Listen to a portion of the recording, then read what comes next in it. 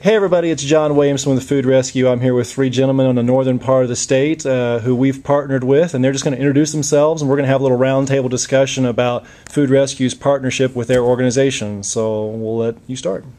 Hi, my name is Josiah Martino, and I'm the founder of a nonprofit called Sunnyville Children's Home, and we develop houses of hope for middle school and high school students in some of the most at-risk neighborhoods here in South Bend. Awesome. Hi, we're Southgate Church here, and my name's John Wilson, and I'm one of the associate pastors here and head of missions, and we've adopted a term called Servolution, and pizzas have been a big part of that, so I can't wait to tell some stories. It's going to be fun. And my name's Dave Melander. I'm with the Food Bank in Northern Indiana, and I'm just glad to be in the room talking. I have access to a crack house right down the street. We are right on the edge of the inner city here as we're recording this, and right down the street there's this crack house. They have 9 different apartments in this same house, and so people live there, and it's quite an adventure to go in there. But we went in there, my friend and I, we took a stack full of pizzas, and we knocked on the doors, and you wouldn't believe the open conversations we could have with these people because we came bearing gifts. Yeah. Gifts open the doors that like nothing else does. Because this just happened, a lot of our kids are in we call it their transit during the winter, high utility bills, expensive gas bills, so on and so forth. And my wife and I got a knock on the door about 8:30 at night on a Tuesday, and it was 2 of our boys. And I was like, hey, come on in. And he says, well, can I talk to you outside? I'm thinking, okay. And he goes, hey, our stove isn't working, and we don't have any food, and I'm just wondering, can we run over and grab a couple pizzas? And so we grabbed the pizzas. We went over to in our neighborhood, we have an actual food pantry where we store these, and we went over there, went in, and he grabbed he says, okay, if I have about 2 more, I want to take about 4 for my whole family. I said, yeah, go ahead, take what you need. How many people in the house? About 8 people. I said, yeah, that's great. Take 3, 4 pizzas. And so I hand them to him, and we get in the car, and I'm kind of waiting to see his response because he already told me his stove isn't working. And so I'm going, are you guys gonna eat frozen pizzas? How's this gonna work? And he goes, hey, can we go back to your house and throw these in the oven? And I'm like, sure, man, no problem. And my little guy was up still, and he saw him do that, and he went,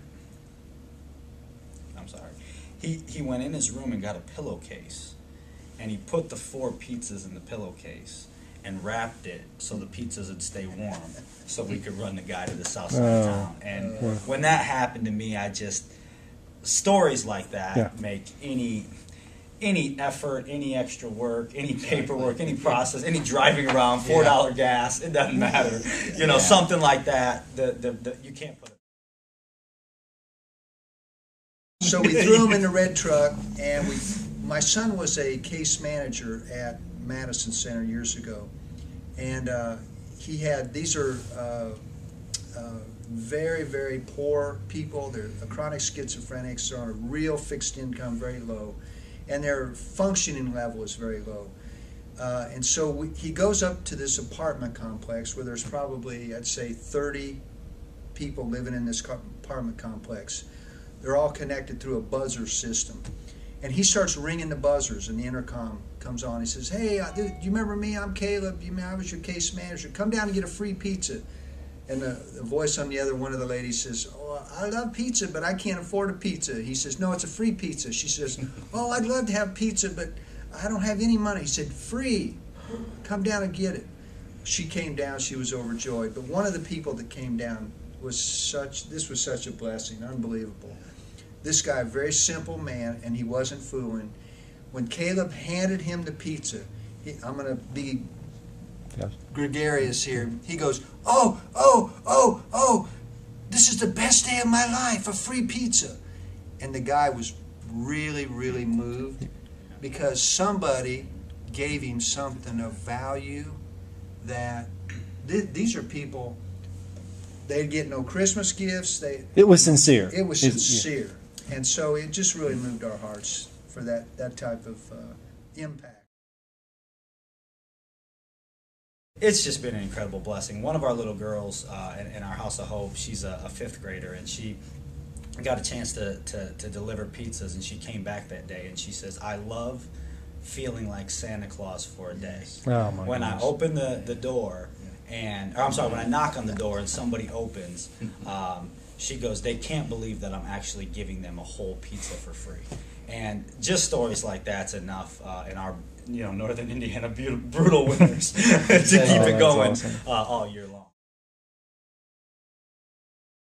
Went to the work release center, so it's right down the street, and there's over 100 guys that have come out of prison. They're in the work release center, and they had just gotten off the bus. Now these guys haven't seen a pizza, had a pizza, in I can't tell you how long.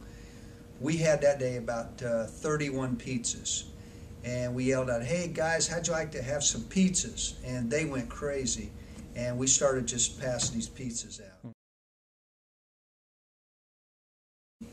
And within 15 minutes, people were flocking to us and saying, I get a pizza. Oh, can I have one from my cousin? He's unemployed. Can I take one to him? And it was just, what it releases is an attitude of generosity, and it's infectious.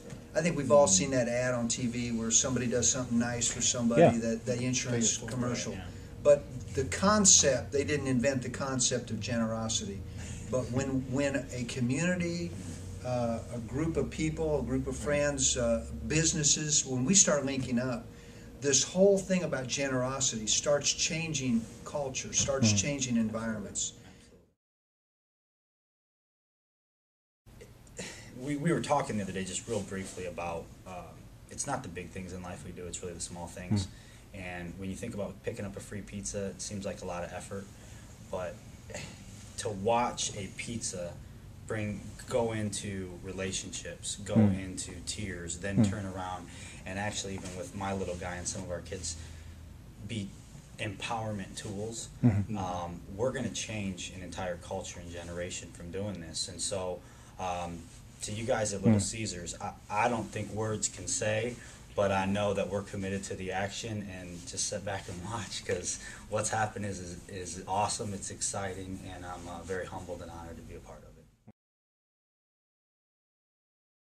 Somebody's got to lead the wave, and the fact that Little Caesars is really taking the risk. Let's be honest, taking the risk with people that they don't know much, and so the courage that they're showing. It's it's leadership. amazing. So it's like, how many restaurants are there that could together we could make a huge difference in this culture? But Little Caesars has broken through all the barriers and is leading the way. And so I say, woohoo! These guys covered it. Awesome. I just want to say thanks to Little Caesars, and they're right. There's so much abundance here that we just throw away, in America, and it's just neat that Little Caesars is saying, okay, well, let's not throw it away. Let's get it into the hands and help us change lives.